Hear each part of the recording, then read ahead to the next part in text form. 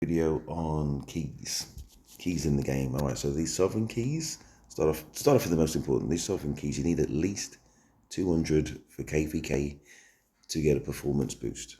Okay, so save up these sovereign keys, you need at least 200. I'll tell you once my KVK starts the event to use it in KVK, so you can hold on to as many of these sovereign keys for the next KVK.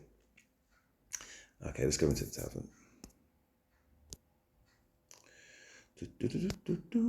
Okay, so for the silver keys, don't worry about it. Don't worry about it. So you can see I've got 100 keys. It's just not bothering to use them. You don't really get much from them. You get these ordinary starlight sculptures. You can just sell them in the Alliance Tavern. Get some resources, some speed ups, but not a lot that's useful. Early in the game, of course, you can take it all. Later in the game, not so much. Gold keys, this is what you can get. The only commanders here of any kind of use, in my point of view, Julius, you don't have any say in it, you know what I mean? So I would recommend saving at least 100, preferably 200, but at least 100 to get a decent chance of a legendary commander. The ones of any use for me, Julio, otherwise known as Julius Caesar. You can get some use out of Cao, but I think more in terms of kind of fighting early in the game to maybe early mid-game, Julio. And I guess same for Charles Martel, but definitely not late game. This guy, Julio, is definitely later in the game. You're always going to need a resource commander, so Cleopatra for sure. Obviously, Sendiok is probably the best of them all in terms of collectors. Actually, this one as well. So listen, in terms of resource collecting, it's got you covered. In terms of actually playing the game, even though a big part of the game is farming, farm commanders, battle commanders at the moment, only Julio, maybe Charles. You will get a decent amount of use out of Mehmet. That's probably kind of early to middle game again, probably late middle game, especially with the boosts in the museum.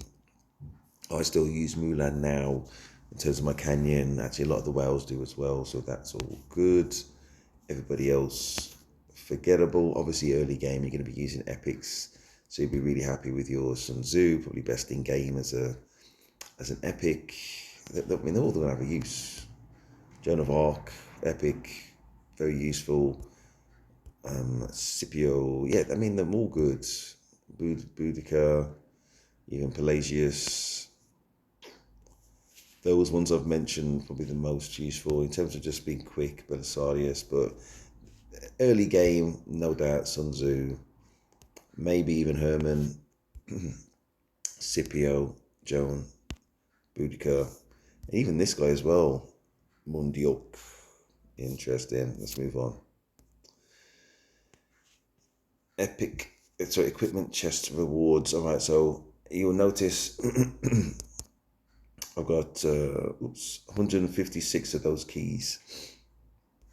I think minimum to trade these in, you're going to need at least 200. At least 200. If you're trading them in one at a time, it just doesn't seem to give you much. And the more that you have, I say at least 100, then you've got a better chance of a decent reward. Of course, the more keys that you use, the more probability you're going to get something better. So maybe it's superstition, I don't know, but it just seems to be.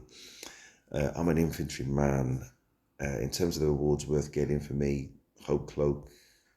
Oops, let's go back to that. And where is it? This Eternal Night Blueprint. I'm just seeing other videos recommending that you boost your defense more so than attack to be more tanky, or to get those more positive benefits in player battles by boosting the defense. So that's where we're going with that. That's it. Please like, subscribe. That is Steve, and I am out.